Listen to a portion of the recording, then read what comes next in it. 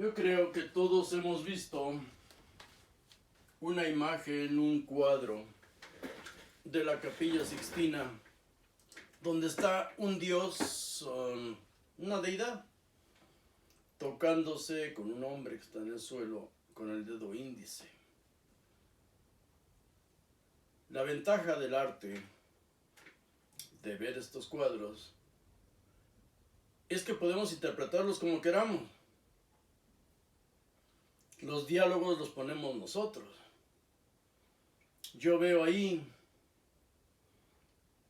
a Dios diciéndole al ser humano, despidiéndose de él, no le da la mano, lo señala con el dedo índice, el otro también. Me tengo que ir, ya es tiempo de que me vaya. Y tú, ya es tiempo de que despiertes. Porque en todo lo que hemos leído y que vamos a seguir leyendo, en la historia ningún Dios se ha aparecido. Ningún extraterrestre. Entonces, eso no es histórico. Que ocurren fenómenos extraordinarios, por supuesto. Y creo que muchos de nosotros los hemos vivido, los hemos experimentado. Yo en lo personal, sí. Pero de eso a decir, dar una opinión fehaciente, decir esto es, no lo sé. No sé de qué se trata.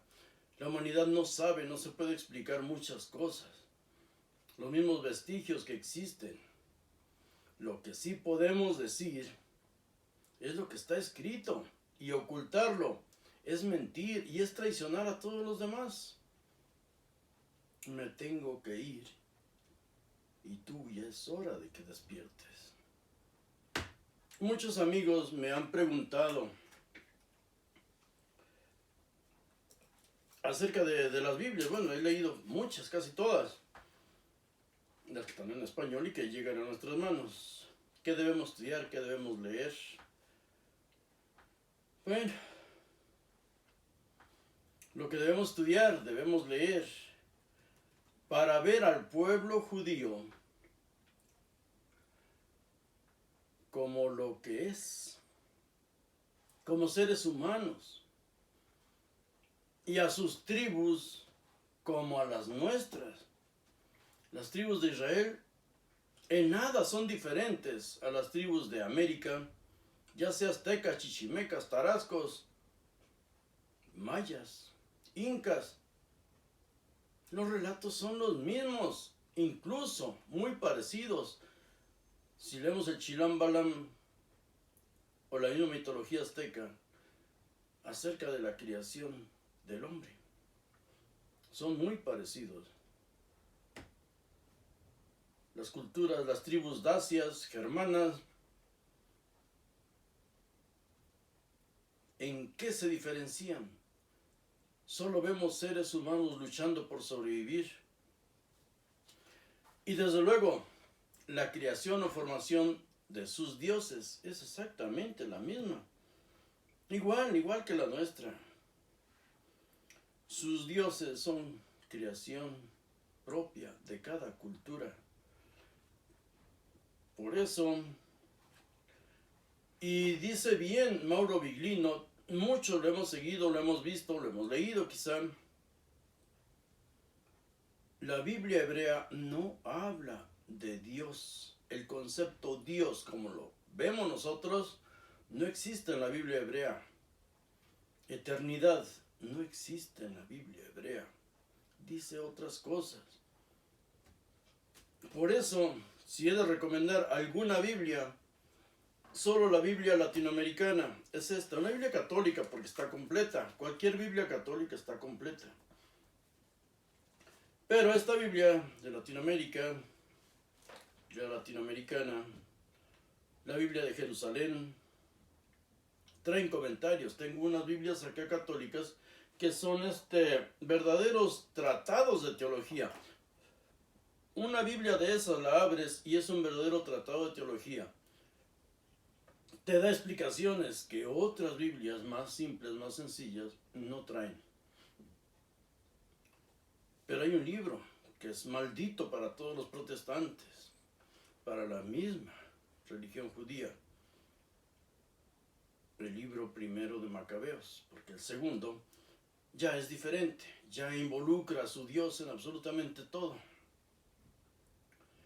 Pero quiero leer solo unos pequeños pasajes de la teología que encontramos en la Biblia de Jerusalén, en la Biblia latinoamericana, acerca de cómo se conformó el pueblo judío. El pueblo judío. Son pequeños pasajes, pero ustedes pueden encontrarlo. Ustedes deben leerlo, sobre todo el libro primero de Esdras. El libro primero de Esdras. Deben leerlo. Dice aquí, cuando el persa Ciro se apoderó de Babilonia, su edicto del año 538 invitó a los deportados de Judá a reconstruir no ya su reino, no ya un reino de Judá, sino una provincia persa de Jerusalén. El pleito y la desconfianza de los romanos para con los judíos era porque estos venían de Persia, y su lucha contra los partos, que era su nombre posterior, Roma contra los partos. Dice, pero nada parecido ocurre con las tribus del norte. No ocurrió eso con esas tribus. Estas nunca pudieron imponer su cultura y su religión a los cananeos y a los nuevos inmigrantes con los cuales se habían mezclado. Y aquí nos da incluso la cita bíblica para que la busquemos nosotros si nos interesa. Es 2 Reyes 17, del 24 al 34, por si queremos verificarlo. Pero estamos leyendo la Biblia, no un libro.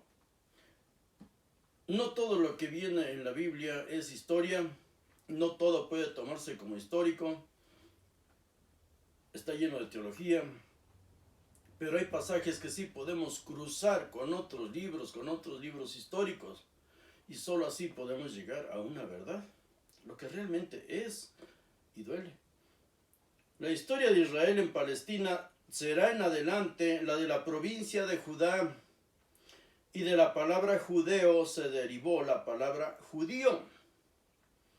La comunidad religiosa y cultural que va a nacer y desarrollarse será conocida por la historia como el judaísmo a partir de Esdras.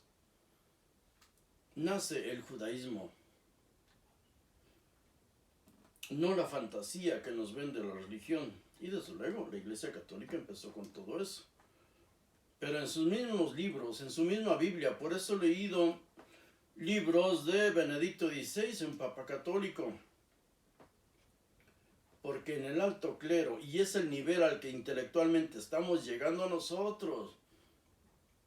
Yo leo la historia de México en una colección que tengo ahí, se llama México a través de los siglos, para gente grande. ¿Cuáles héroes?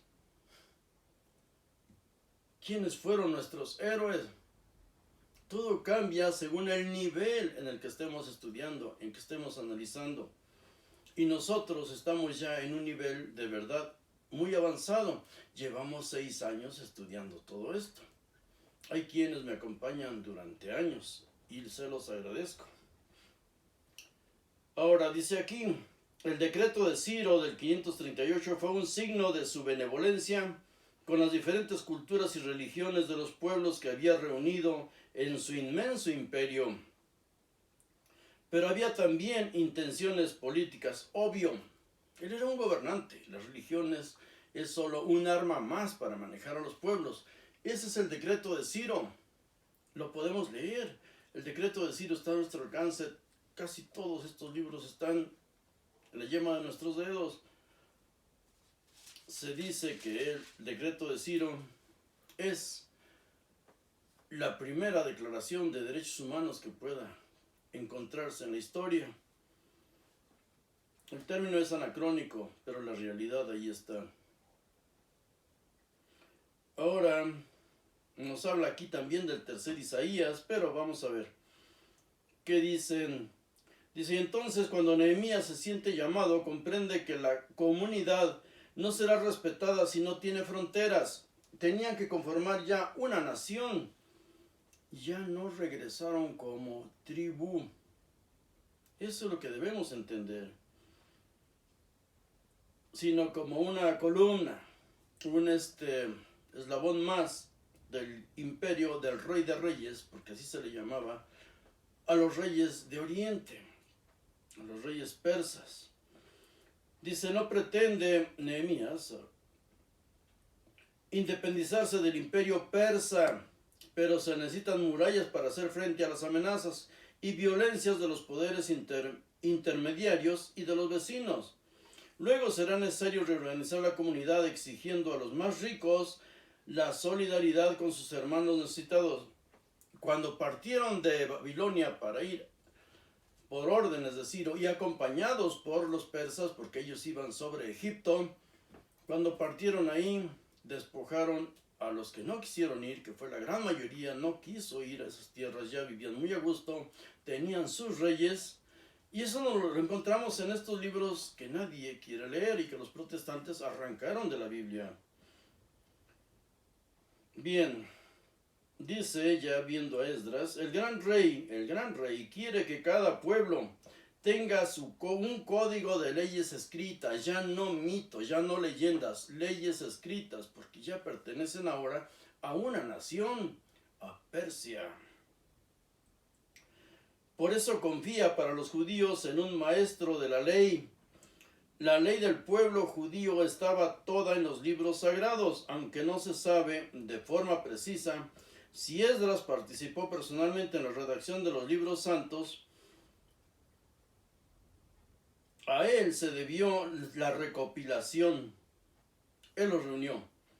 Si los reescribieron otros, él supervisó todo eso. Él fue quien realmente instauró el judaísmo, Esdras. Ya lo había dicho, pero aquí lo leemos de una Biblia católica. Con Esdras, que es un sacerdote, y con su misión oficial los sacerdotes pasan a ser el grupo dominante. Ellos gobernaban. Les he dicho, gobernaban igual que los ayatolas, pero el reino al que pertenecían era Persia. Estaban ahí gracias a Persia, estaban ahí para servir a Persia, estaban ahí ya con un monoteísmo, con el dios persa, al que no se le podía representar en imágenes. Ahí aprendieron el monoteísmo, ahí se convirtieron en una nación, ya no se hablaba de tribus, eso es cosa del cristianismo. Dice ahí, estarán ligados al poder imperial persa y serán los garantes de la estabilidad, lo que en el plano religioso contiene una amenaza para el porvenir. Estaban ahí ligados al poder imperial persa y serán los garantes de la estabilidad. Ligados al poder persa, no lo digo yo y no lo estoy leyendo en libros profanos, en una Biblia, teólogos, sacerdotes y con base en la misma Biblia. De ese judaísmo no se renegará, sino que será seriamente cuestionado por la invasión de la cultura griega. Todo es cuestionado después cuando llegan los griegos y traen otra forma de pensar. Aquí hay varios puntos ya entrando en el libro de Esdras, en el primer capítulo, porque nos habla de una diferencia. Dice, entonces se pusieron en camino los jefes de familia de Judá y de Benjamín, dos pequeños grupos que aceptaron ir, y siempre aventureros a su paso, aunque no fueran judíos. Los sacerdotes y los levitas. Hay una diferenciación entre los sacerdotes y levitas. En el cristianismo, sobre todo los pastores que no han leído nada, creen que el sacerdocio es levita, desde siempre. Claro que no, siempre hubo división. Y después vamos a ver cómo se inventó el sacerdocio levita. Y adorando, y cuándo se inventó el primer torito que era reverenciado. También dice que saquearon a todos sus compañeros, porque dice, todos los que los rodeaban les entregaron su ayuda, de diversas formas, dándoles plata, oro, bienes, ganado, gran cantidad de objetos preciosos, pero aquí recalca, además de las ofrendas voluntarias, o sea, el rey ordenó que despojaran a todos los demás y ya si querían aportar por su voluntad también estaba permitido. ¿Quién iba al frente? Ciro, rey de Persia, los mandó retirar por intermedio del tesorero Mitrídates, quien los contó delante de Sebsasar, príncipe de Judá. Hicieron un censo y se los entregaron contaditos. Una Biblia católica, la Biblia de Latinoamérica, pero hay otras. Cualquiera de esas Biblias católicas son un verdadero tratado de teología. No se trata de repetir, se trata de razonar. Pues vamos a seguir estudiando. Este es ya nuestro video número 200, aunque uno nos lo bajó de ya. Me parece que es el número 21. No aparece. Pues bien, del año 187 al año 4 antes de Cristo, hay un parteaguas en todo esto. Se desató una bestialidad, de verdad, sangre corría por ríos, como ríos. Yahvé y sus leyes, en este periodo, 187 a 4 antes de Cristo, Yahvé y sus leyes pasan a un segundo plano. Total, pasan a un segundo plano. Ya no se hablan ni se consideran tribus, ahora son una nación, Judea. Repito, y ya lo leímos ahí, desde el retorno de Babilonia, con Esdras como representante y escriba de las leyes. O sea, él reescribió todas las leyes, pero siempre cambiándolas, modificándolas, convirtiendo en monoteísmo. No mencionaban a Marduk, tampoco a Ahura Mazda, que eran los dioses persas que no se podían representar, pero ellos toman a un dios tribal que tenían antes, Yod-Hei Vav-Hei, y a él le cargan todo, ponen su nombre en todas partes, como hicieron los testigos de Jehová después, que llenaron el Nuevo Testamento con Jehová, Jehová, Jehová, Jehová en todas partes. No está así, en griego no está así, por supuesto. Hablando de los testigos de Jehová, también es recomendable ver algunos pasajes de su Biblia, Traducción al Nuevo Mundo de las Santas Escrituras se llama, porque hay lugares donde sí traduce literal y aparecen cosas realmente terribles para asimilarlas, como eso de que Eva concibió un hijo, a Caín, como directamente con Jehová. En hebreo dice, he concebido un hijo con Jehová. Y así lo escribe la Biblia de los testigos de Jehová. Así lo dice. Consigan una si no la tienen y lean ese pasaje. He concebido un hijo con Jehová. Y así está escrito en hebreo. Por eso hay que ver todas, si podemos, tenemos tiempo. O algunos pasajes que nos parezcan dudosos o interesantes. Debemos estudiar también, para poder entender todo esto y ver a estas personas como lo que son, seres humanos, debemos estudiar también las guerras macedónicas, Grecia contra Roma, del 214 a 148 a.C. La primera guerra macedónica, del 214 a 212, habla de tecnología. Ya sus armas son más modernas. Ahí aparece Aquímedes con sus catapultas, sus espejos y el llamado fuego griego. En la tercera guerra macedónica, 171 a 168, estas épocas nos acercan ya con los macabeos. Todo esto desde luego antes de Cristo. Aparece un general. Pues doy los nombres y fechas para que podamos buscarlas ahí. Y no la primera que veamos. Debemos analizar varias opiniones, varios puntos. Para entenderlo, un general, busquemos a Lucio Emilio Paulo. porque él venció a los macedonios en la batalla de Pidna en el año 168 a.C. Roma demuestra todo su poder, una gran batalla contra los griegos, chocan dos gigantes, gana Roma.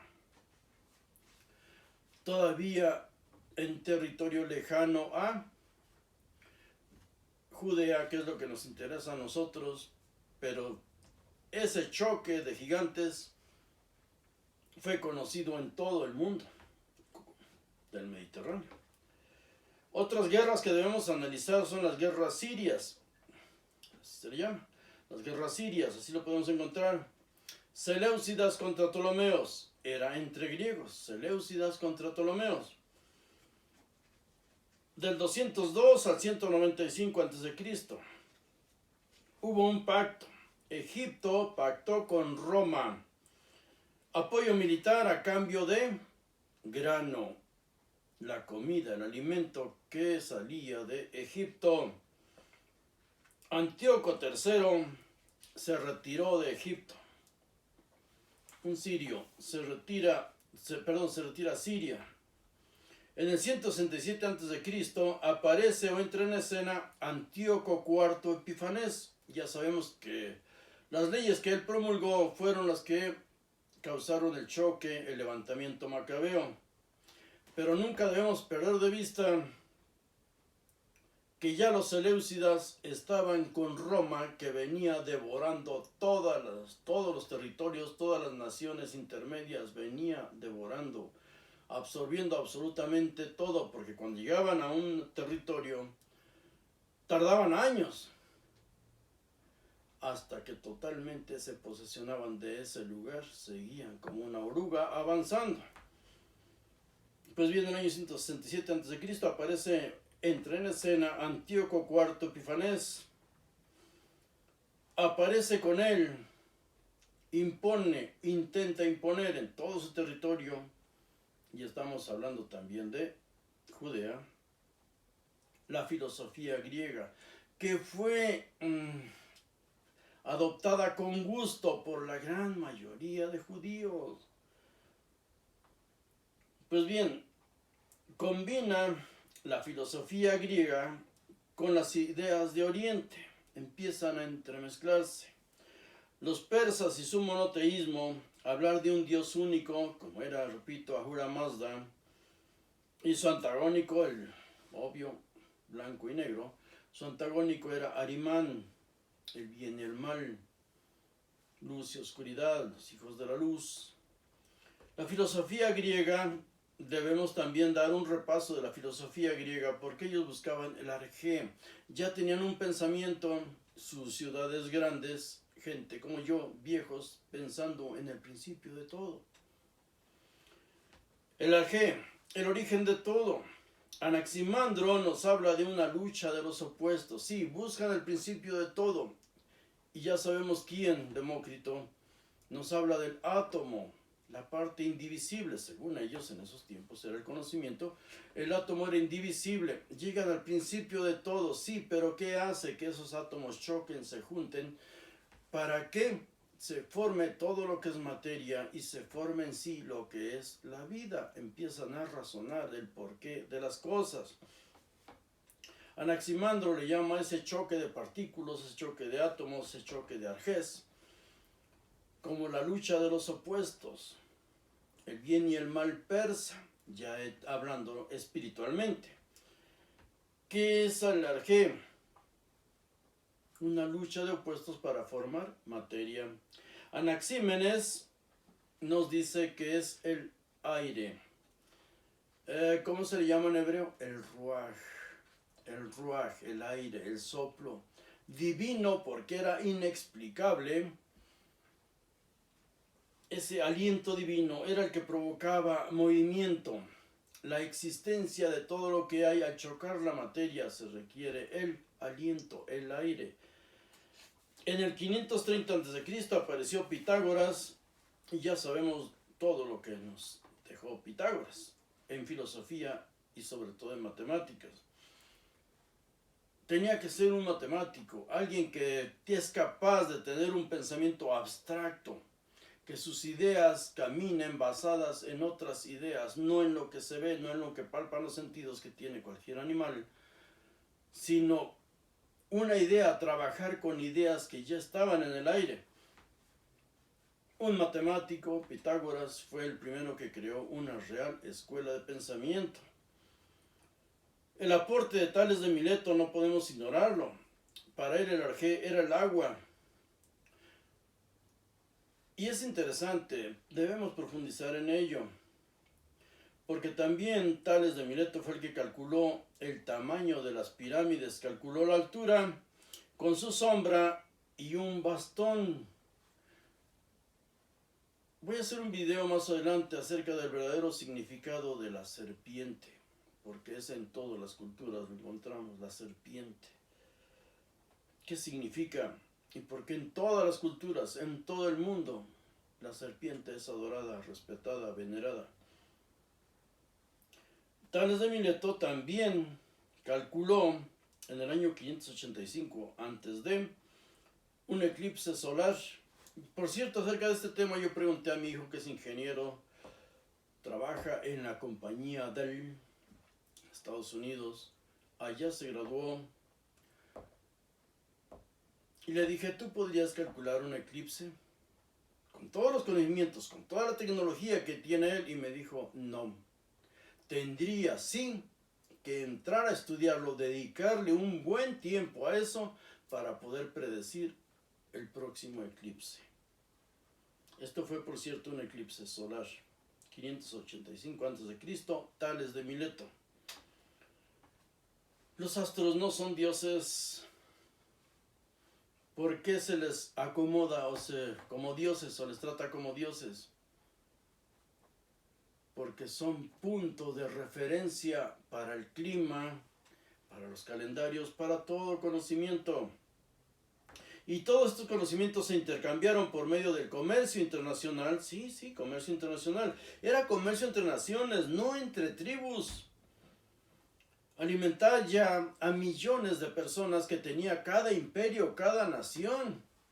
Y cuando no tenían en su territorio era que se formaban guerras. Ir a saquear a otros pueblos, esclavizarlos, imponerles tributo, no destruirlos a lo bestia, como lo hacían las tribus antes. Si destruyes una tribu, ¿con qué te quedas? Con sus mujeres y sus niños. Eso es morbo.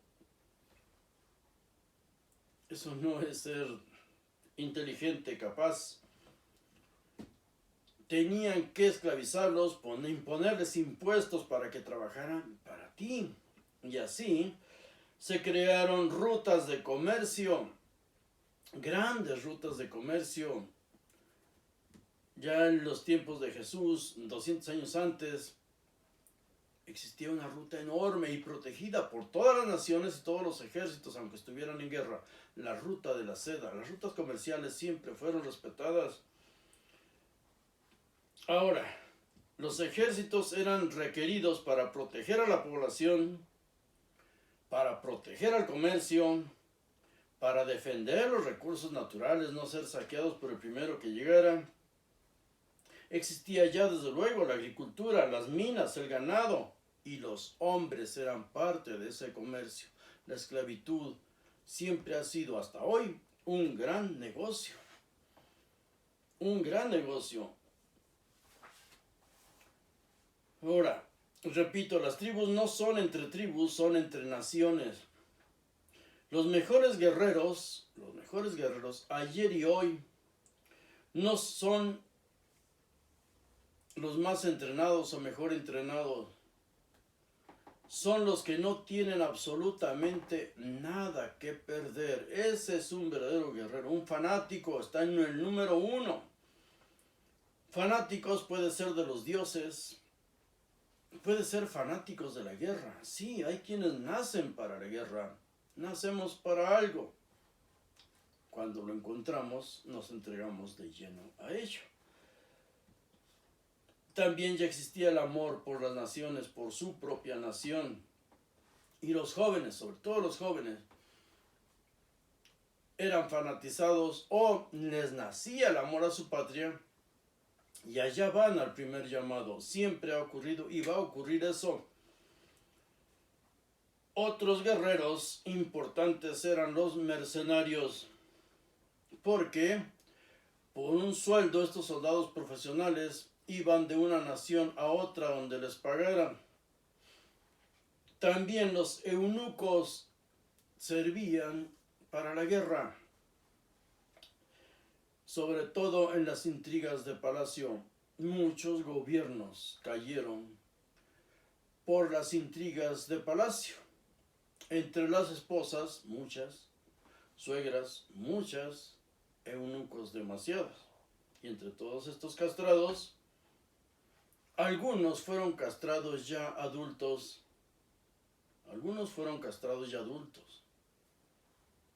Entonces, en muchos de ellos, desde luego,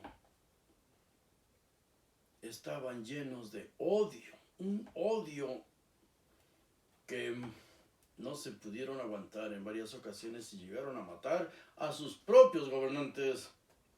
Había resentimiento, no solo en los eunucos, también en los esclavos, la esclavitud. Entre los judíos y las guerras en que participaron, cuando perdían miles y miles de judíos, fueron llevados como esclavos por todo el mundo conocido, todo el mundo del Mediterráneo. Había judíos en todo el Imperio Romano. Había judíos en Persia, pero no nos adelantemos. Los esclavos también caminó el odio, el resentimiento, y caminó con ellos, con todos ellos. Tú te traes un esclavo, pero no sabes qué virus trae. No sabes qué virus trae, qué enfermedades, sí, tanto físicas como mentales. Nos trae su religión, nos trae su ciencia. Algunos fueron importantes en otras naciones a donde llegaron. Nos trae sus mitos, sus cuentos que platican entre soldados, entre esclavos y que van caminando. ¿Cuál macumba? Y su lenguaje, tanto oral como escrito. Algunos esclavos sabían leer y escribir, algunos eran cultos, muy preparados, algunos habían sido ricos y potentados. Los esclavos judíos, israelíes y judíos, llevados a Asiria 722 a.C., se disolvieron, esas tribus se disolvieron, lo acabamos de leer también ahí en esos libros. A Babilonia en el 586 a.C. se llevan a los mejores, solo a los mejores. En el 597 hubo también la primera redada que hicieron, también se llevaron a los más ricos y poderosos. Son llevados deportados a Babilonia. Aportaron ellos riqueza y cultura, en Babilonia. Aprendieron en cambio otro idioma. Aprendieron otra religión, como vemos ahí. Ahora eran monoteístas. Ahora tenían ya otra idea. El mazdeísmo, zoroastrismo. Aprendieron otra escritura y también aprendieron otros mitos. Todo cambió. Su Cristo, su Mesías de los judíos, fue Ciro, que los regresó en el 516 a.C. Dio la orden, con él se principió todo, no lo concluyó. Estas deportaciones fueron por órdenes de su Dios, según leemos en la misma Biblia. Y pueden repasarlo en 2 Reyes 24:20. Todo lo malo que le pasaba a ese pueblo era porque Dios los castigaba, según él. Pues ¿cómo va a perder? Lo dice el mismo doctor Mario Sabán. Su Dios, cuando no gana, las empata. Ahora, en la primera deportación, repito, desaparecieron porque se mezclaron, no porque se esfumaran en el aire. No puedes buscarlas. ¿Cómo vas a desbaratar genéticamente a miles de generaciones antes o cientos de generaciones? Ahora, la deportación que llevaron a Babilonia, la última, muy pocos regresaron. Ya lo leímos en la misma Biblia católica. Vivían unidos a cambio de pagar mayores impuestos. Les permitieron vivir reunidos a ellos, es el pueblo hebreo aparte. Pero como eran muy inteligentes, se llevaron a los mejores Mientras el gobierno decidía dónde ponerlos, dónde colocarlos, sus líderes levantaron la mano y dijeron, ¿qué podemos hacer para que no nos separes, no disgregarnos? ¿Y para qué se los habían llevado? No por bonito, se los llevaron para que dieran algo, los pusieron a trabajar para ellos, trabajaron para ellos, pagaron más impuestos que todos los demás pueblos, y por eso Ciro no regresa nada más al pueblo judío, regresa a todos los que habían sido esclavizados, otras naciones, muchas. Repito, podemos leer el decreto de Ciro. Tenían un rey. A ese nivel llegaba la unión y el respeto que se ganaron, se lo ganaron, ¿sí? Porque se ofrecieron a trabajar y llevar un tributo, no nos desbarates como nación, te podemos aportar mucho. Por cierto, entre lo que el pueblo judío aportó a los babilonios era que la mayoría de ellos sabían leer y escribir. Estamos hablando de que se llevaron a lo mejor de Judea, clase alta. Muchos fueron maestros de los mismos babilonios. Aprendieron, esto no lo sé, lo tomo lo tuyo y lo adapto. Eran inteligentes, hasta hoy siguen siendo, solo hay que ver quiénes ganan más premios Nobel en ciencias, no en poesía, que también tiene su mérito.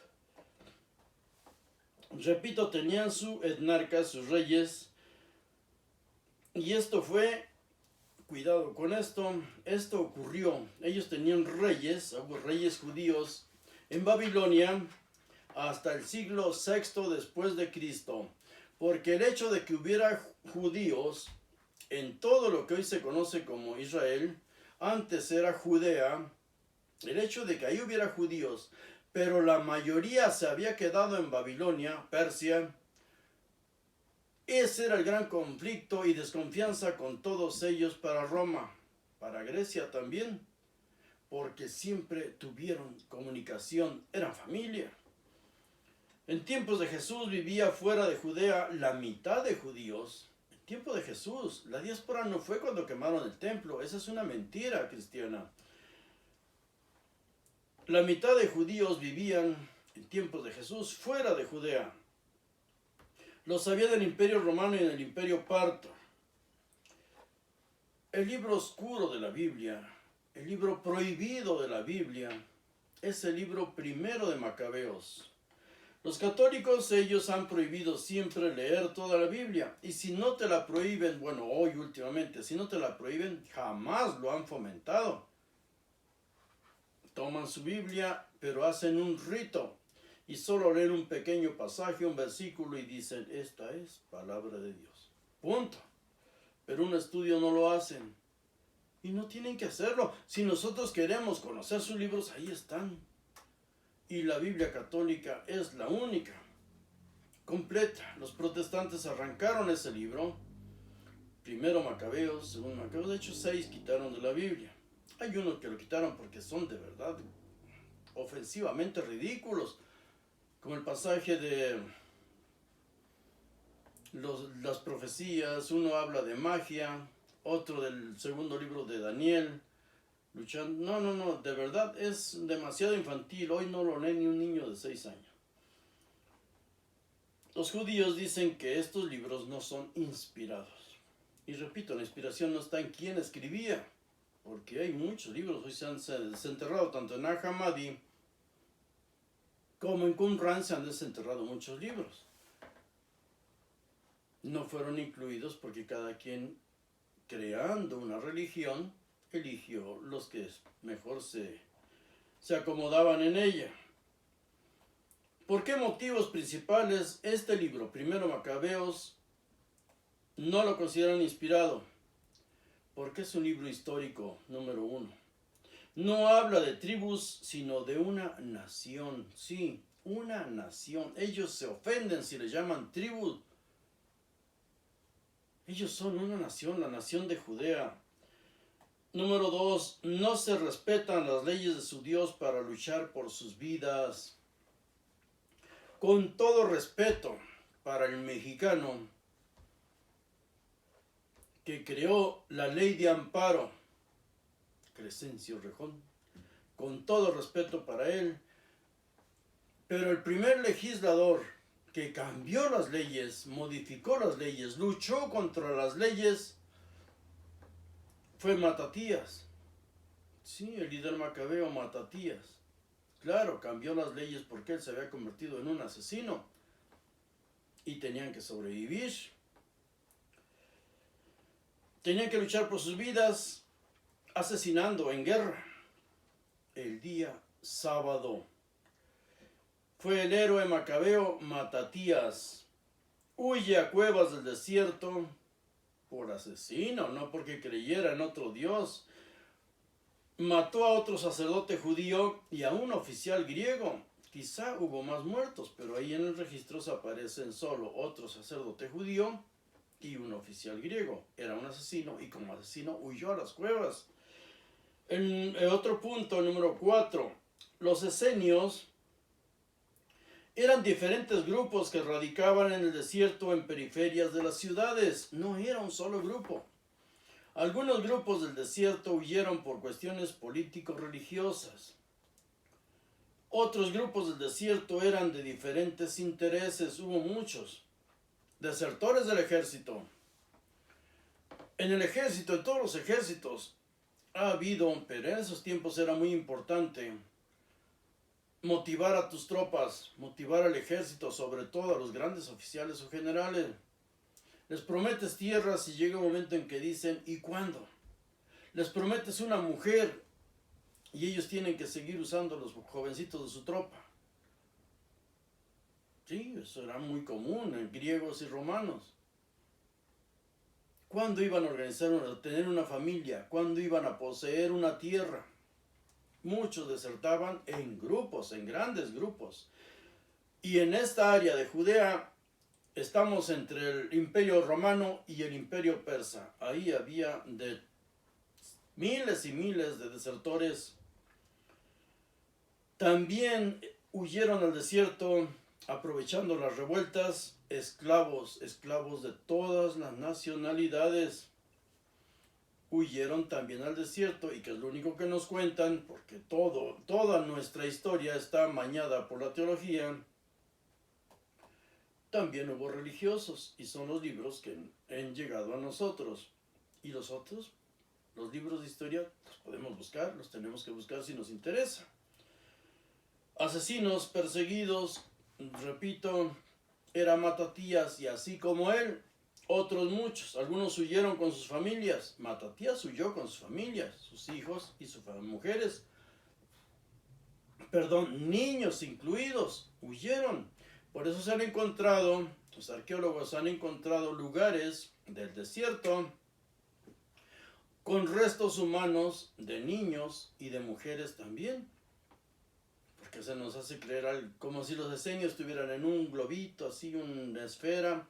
Los saduceos en otra. No, eran seres humanos como nosotros y así tenemos que aprender a verlos, estudiando solo un poco o corroborando lo que estamos exponiendo aquí y otros muchos. En cuanto suba el video, voy a escribir abajo los datos de una página. Es judío sionista. Ellos sí estudian, ganan doctorados en ciencias. Pues bien, ahí voy a poner una página donde podemos encontrar la historia del pueblo judío. También, y eso lo pueden ustedes encontrar, creo que ya está en español también, la Biblia desenterrada de Israel Finkelstein. Shlomo Sand, el invento del pueblo judío. Libros que son un éxito en Israel y para nosotros, blasfemos, herejes. Por favor, qué mentalidad tan pobre la nuestra. Estamos muy atrasados. ¿Y quién lo dijera? En comparación intelectual con el pueblo judío.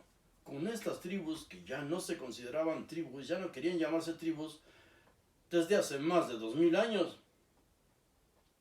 Pues bien, En el desierto, cada individuo o pequeño grupo buscaba a sus iguales para unirse a ellos. Eso es lo que románticamente en la Biblia le llaman confesión de los pecados. Huían al desierto y buscaban un grupo con el cual se identificaran, y para esto tenían que decir: ¿y tú por qué huyes? Cuando decían el motivo, decían: tu grupo está allá, o simplemente aquí no cabes. Huían de la autoridad, todos ellos huían de la autoridad que no respetaban por su religión según ellos, no, huían porque habían cometido un crimen. Este tema solo lo dice con esas palabras Mauro Viglino. No habla en griego de una confesión de pecados, sino de una celebración de sus hechos. Ahora, al enfrentar las autoridades, los asesinos, como Matatías, los ladrones, saqueadores, los desertores, los esclavos, se unían al grupo más radical. Cuando eran perseguidos y vieron que, el pueblo judío, el de verdaderamente religioso que huyó, que no estaban ahí, ni Matatías ni su familia, eran otros judíos que estaban ahí, y que no lucharon en sábado, y que les cortaron la cabeza a todos, hombres, mujeres, niños, consultan a Matatías, y Matatías dice: bueno, pues la ley de Dios, podemos decirle que aguante tantito, que espere, porque vamos a matar gente los sábados, vamos a luchar y defendernos. Cuando este grupo fanático, religioso y asesino, huían por asesinos, se enfrenta al gobierno, porque si no van a ser asesinados, los demás grupos se empiezan a adherir a ellos. Y los datos los di en el video 199, ahí podemos buscarlos en la Biblia. Nace así la guerra de guerrillas, el terrorismo. Ataque sorpresivo y huir, quemar templos, saquearlos, saquear ciudades, muerte y despojo. Pero no se fueron contra el ejército griego, se fueron contra los judíos helenizados, a los que ellos, llenos de odio, le llamaban helenizados. Atacaban a los más débiles, atacaban, al fin, judíos, a su propia gente. Estos grupos del desierto huyen con sus escritos religiosos y políticos. Lo dije también, los datos están en el video anterior, 199. Al morir Matatías, sus hijos hacen pactos con naciones poderosas, Grecia y Roma. Con las dos naciones hicieron pactos. Aprendieron el juego, la política, la mediación, el intercambio. Ellos que tenían para dar oro y riquezas que saqueaban a sus mismos judíos que vivían pacíficamente en las ciudades. Se fueron fortaleciendo. Nunca, que es otra de las grandes mentiras, nunca vencieron a los griegos. Llegaron a tener, sí, victoria en algunas batallas, sí las llegaron a tener, valientes sí eran, pero no porque fueran a choque contra los griegos, es cuando estos los llegaban a atrapar y se enfrentaron a ellos, se fajaron.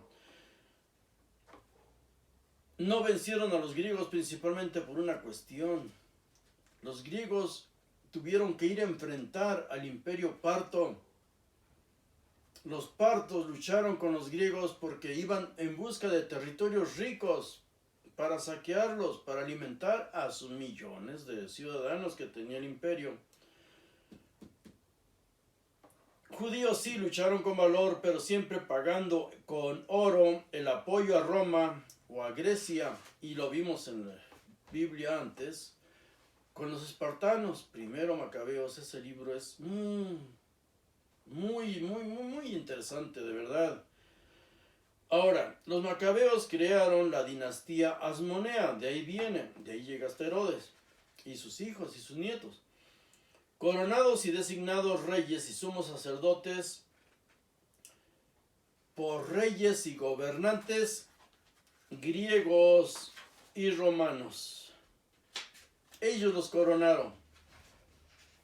Los griegos y los romanos fueron los que los coronaron como reyes y sumos sacerdotes. Lo vimos en el video 199 también. El libro 11 Macabeos repite relatos del primer libro, el libro segundo Macabeos repite relatos del primer libro, pero da crédito a su Dios.